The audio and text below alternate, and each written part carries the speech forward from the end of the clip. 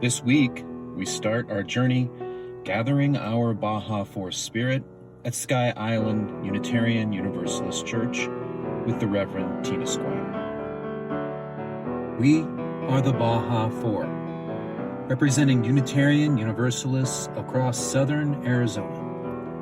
As Unitarian Universalists, we love beyond belief and find inspiration from a wide array of spiritual, religious, and secular sources. The Baja 4 is here in this beautiful, inspiring Sonoran desert. And it is here that we find resilience and change, beauty and interdependence, death and life. We acknowledge that this land was stolen from the Chiricahua Apache, the Pascua Yaqui, the Otham, and Apata, the people who are the indigenous ancestors of this land and our neighbors today.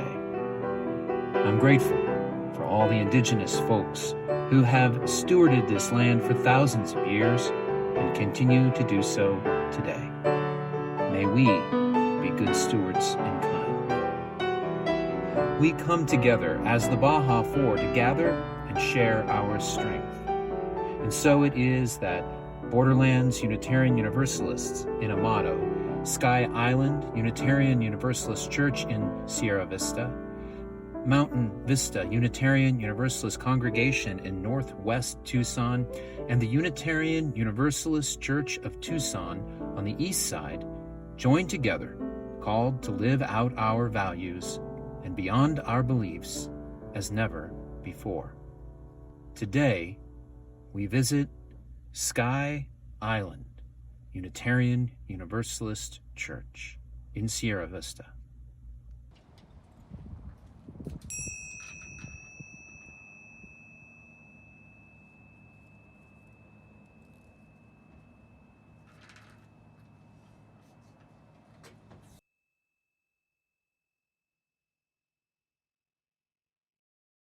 I'm the Reverend Tina Squire, and I'm your first stop on the Baja 4 road trip that we are going to be doing this fall to each of the congregations.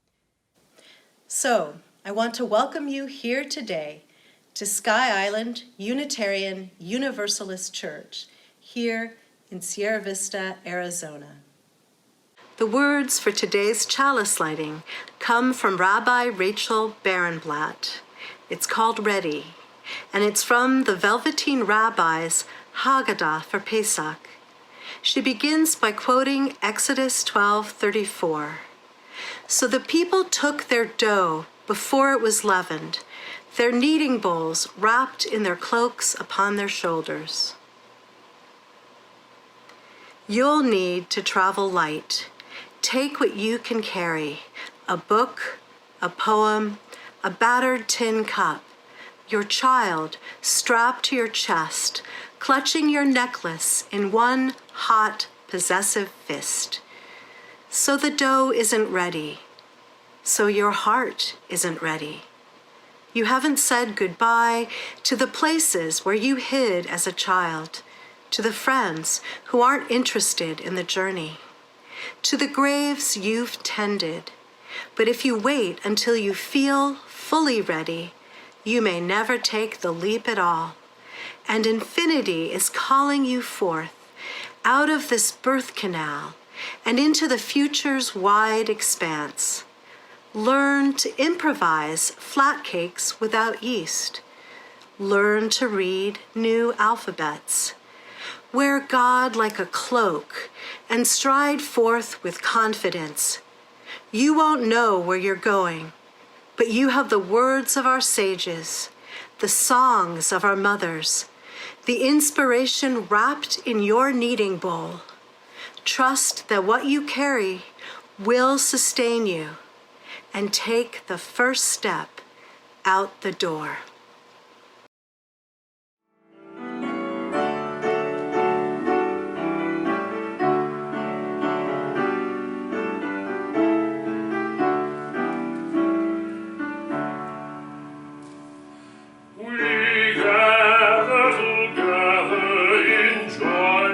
Thanksgiving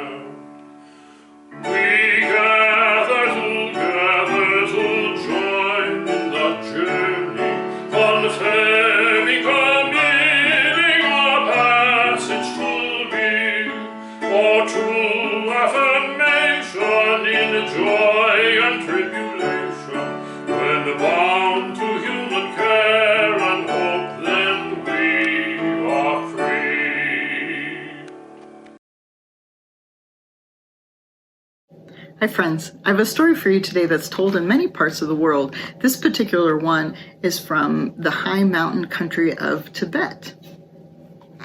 Nestled amongst the tallest mountains of the world is the land of Tibet. In the foothills of those mountains lies a village. And in that village lived Yeshi with his father and their horse.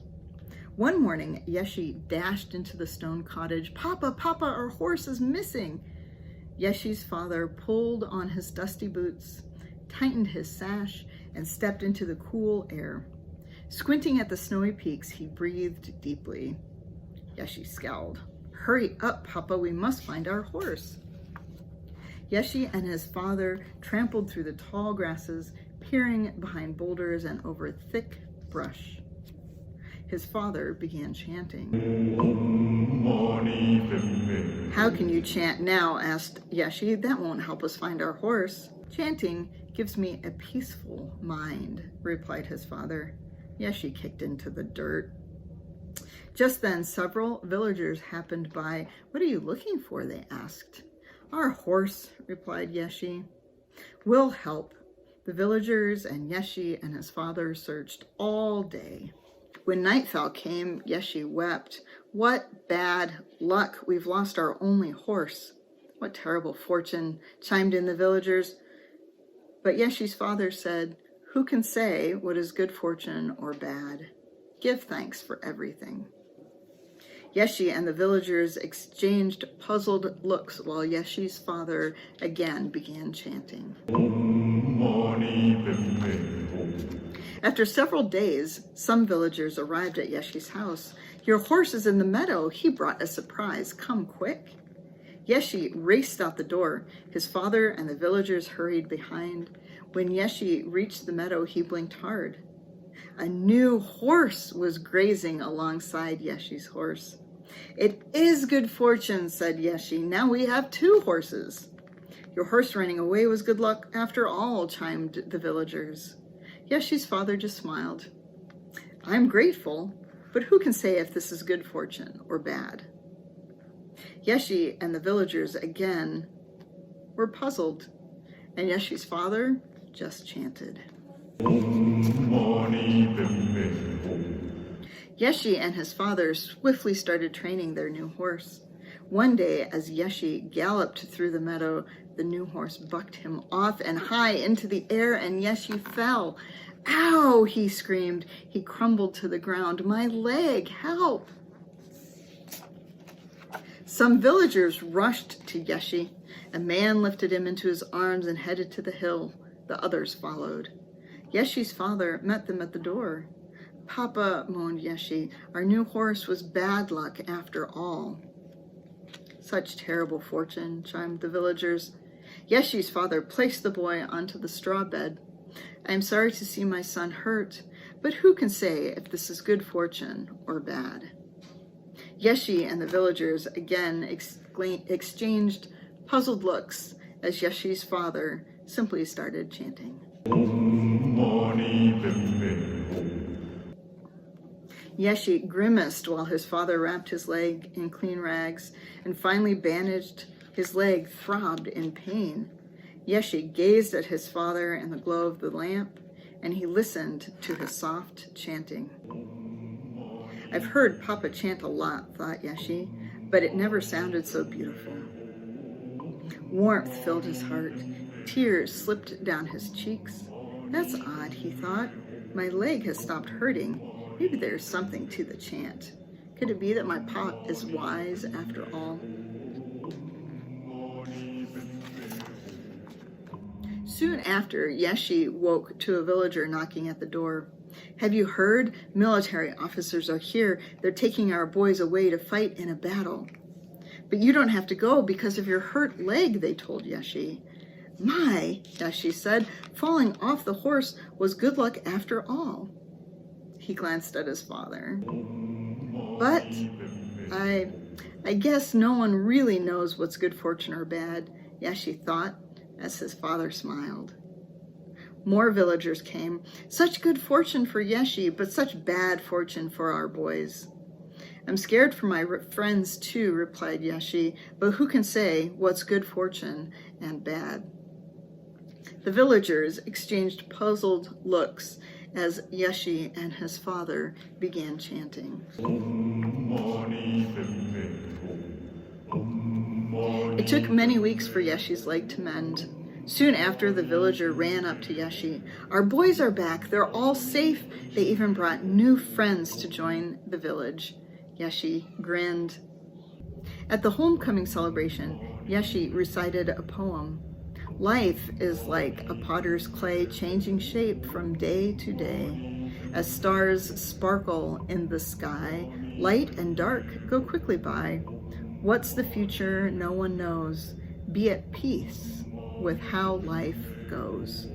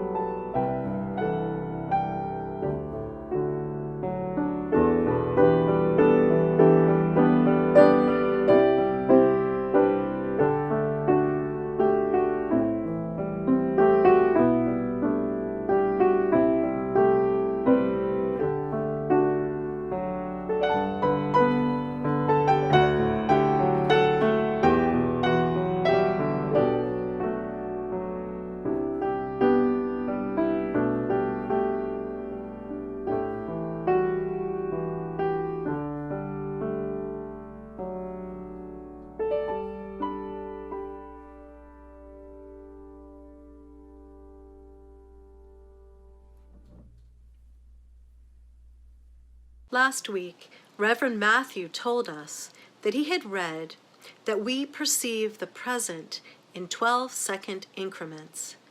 This was comforting news to one Sky Islander.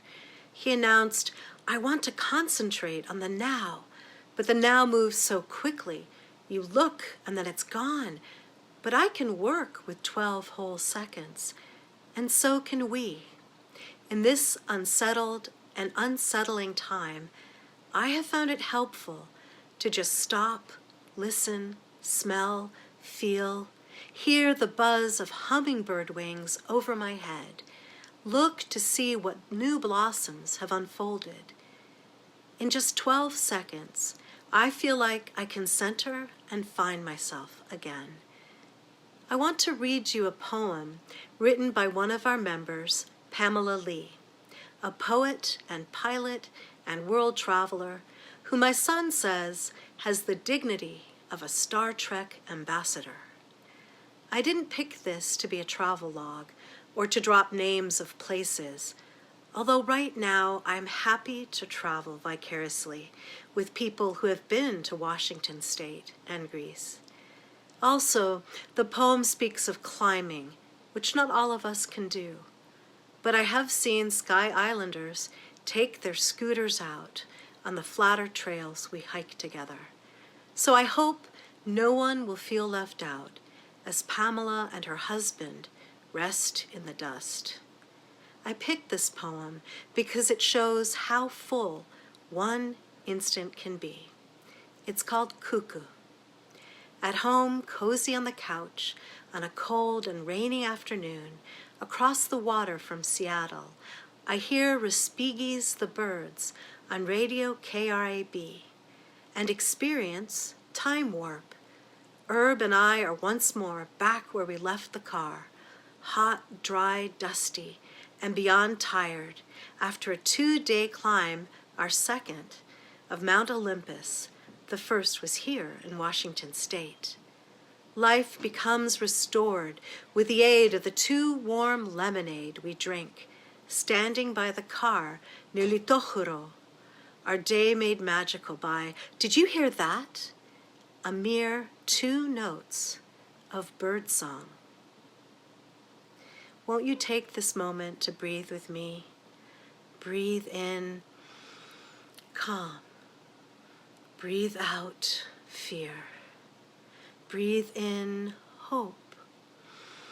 Breathe out intention.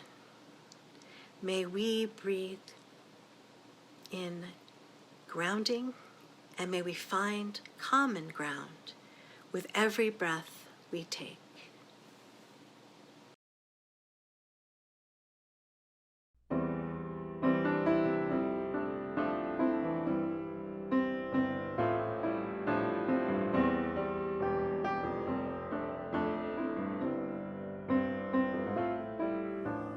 Let this be a house of peace, of nature and humanity, of sorrow and elation. Let this be our house, a haven for the healing, an open room for question and our inspiration. Let this be a house of peace. Let this be a house of peace. Let all in this house seek truth, where scientists and mystics abide in reverence here. Let this be our house, a house of our creation, where works of art and melodies consecrate the atmosphere. Let this be a house of peace. Let this be a house of peace. Let this be a house of peace.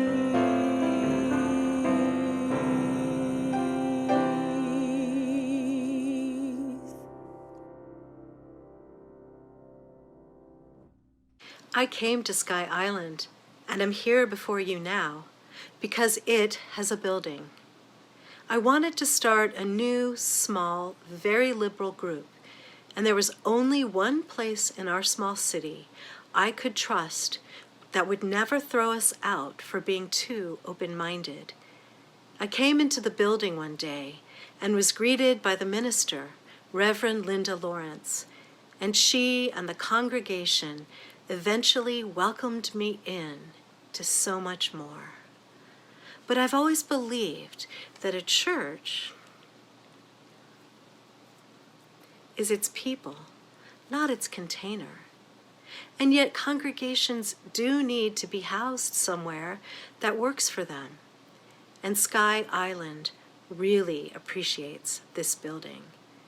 They had met in 8 places from 1995 to 2014, beginning as a 4-person carpool from Cochise County, deciding to go on bi-monthly pilgrimages to UUCT up in Tucson. Then they met at a ranch, a senior center, an elementary school, a neighborhood clubhouse, a realtor's office, an Episcopal church. They loved the Limelight Theater, but there was always some reason they had to move on. When they got their own place in 2014, they no longer had to worry that they would be kicked out when it was discovered fellowship meant church and a religious organization, or have to seek somewhere new when they lost their cooking privileges or grew too big for a spot. With a building, they could offer homes to other gatherings that might not feel safe or welcomed elsewhere. PFLAG, freethinkers, Buddhists. Just before we had to leave the building in March, we had solar panels installed, and they were finally online. Now, only once a week, do 3 people giving out our emergency assistance fund appreciate that electricity. So there is a sadness to leaving a carefully found and improved container. Let's acknowledge that. I realize that this is a journey we did not choose, but even when we do choose them, we often can regret what we've left. The Israelites who set out with Moses often missed meat and the comforts of their past life and begged to return to slavery.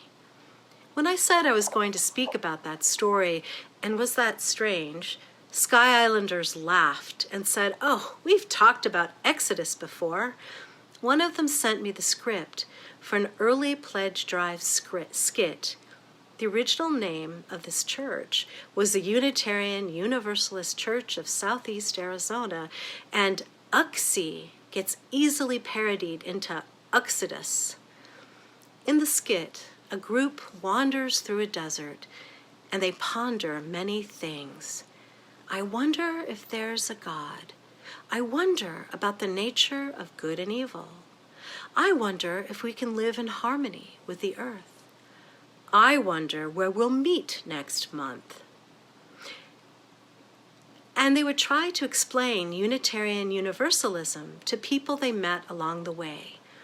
It's easy. You're a UU when paper or plastic is a religious choice. You're a UU if you like the announcements to be longer than the sermon. You're a UU if you think that constantly doubting what you believe is not a crisis of faith, it's just being reasonable. You're a UU if you can't prove there is no God, you just take it on faith. Sky Islanders had to laugh at their constant moving in those days. And I know now they miss the building and seeing each other in person, but they've been creative and strong, meeting for socially distanced and masked hikes, meeting for breakfast under a ramada or a large shade tree, masks on. And now, many more of them are attending these new Zoom gatherings, discussing gardening and books, without having to worry about the distance from Bisbee or Elgin, or the trouble of driving at night, or even the difficulty of being a winter visitor, now far across the country. Some scholars believe that the Israelites had to wander for 40 years to forge a new identity. Maybe when you leave slavery behind, an oppressive power, it takes time to heal, to hear your own voice, to know what you want as a collective. There was no reason to take 40 years to go the distance they traveled. On the map, it's a strangely close, snaky path. Sky Islanders should be proud. They only needed 19 years to wander, the first time without a building. Did they find an identity? Did they find strength and bond? They became an extremely capable community with strong lay leaders. So why should I be surprised that they have continued to meet and function and thrive? At times like these, we remember we have sources to ground ourselves in. 10 Commandments, 5 Pillars of Islam. For me, it's the Beatitudes, and yet they are surprising, often open-ended, forcing the follower to think, why should the meek inherit the earth? It seems to me that all faiths that have lasted millennia have both grounding and open-ended possibilities that invite followers to think for themselves. Zen koans bring surprising riddles. Parables turn the unexpected upside down, leaving us to participate in making our own meaning. So in this time of koan and parable, when many things are unfamiliar and the familiar is turned askew, what do we carry with us? How do we think anew? It's an opportunity to both claim our identity and forge a new one. One thing that has helped me is to slow down, really watch the journey, not worry so much that I don't know the destination. It's a joy to have my boys and my husband around me every day. What a pleasure to take a 12-second here and then to smell fresh rain on Arizona creosote. And when I start to lose it, my younger son, who used to be the anxious one, whom I told to breathe, now comes and hugs me and reminds me to do so myself. Haven't we found that we have within us powers, things to settle us? From today's story, I take the chant, which reminds me to say, Om Mani Padme Hum, and to attend to the jewel in the lotus blossom, to my loving kindness and peace. What has centered and nourished you? What hasn't? What helps keep you going, even if you're not sure exactly where that is? What brings you life and what no longer does? Things will change when we re-enter our buildings, but we and they will never be the same. What have we learned about church, being people, and what new containers have we made? The church has been shaken for multiple generations now. Those large Sunday school classes that used to feed families either no longer exist or just don't feed them. A good friend of mine in a different denomination in Tucson has started something he calls Fun Day School. And on Zoom, he not only gathers children, but their family members, grandparents, aunts, and uncles drop in from all over the country on Zoom to learn with them. He's sad about the thought that when he goes back into his building, he won't have that same intergenerational connection across space available to his children. What structures need to be taken apart?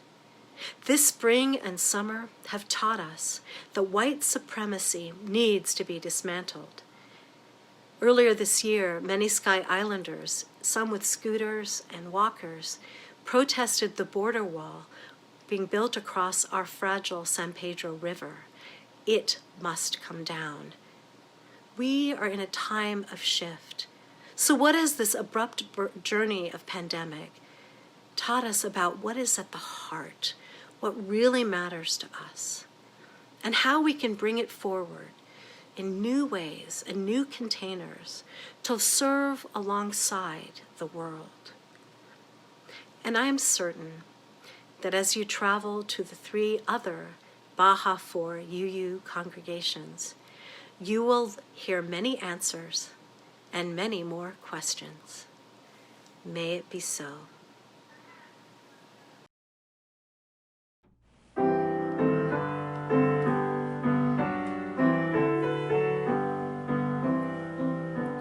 Love will guide us, peace has tried us, hope beside us will lead the way. All the road from creed to giving, love will guide us through the hard night. If you cannot sing like angels, if you cannot speak before thousands, you can give from deep within you. You can change the world through your love. Love will guide us, peace has tried us, hope inside us will lead the way. On the road from greed to giving, love will guide us through the hard night.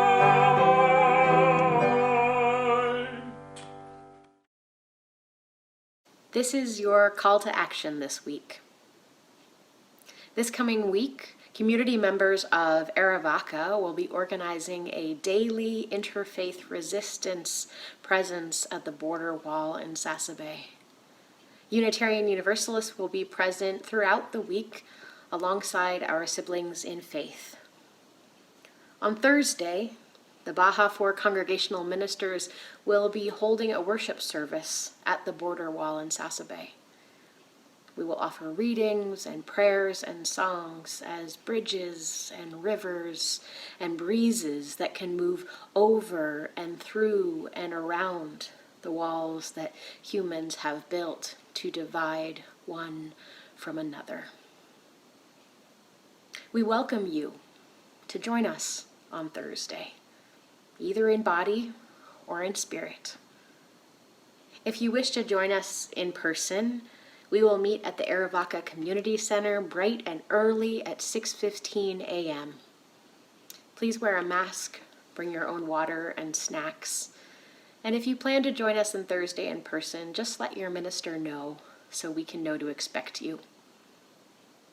If you are joining us from home, please consider offering a prayer of your own between 8 and 10 a.m. on Thursday morning. You might light a chalice or a candle. You might sit in meditation, or you might offer a few words of your own that help you imagine that world you dream about.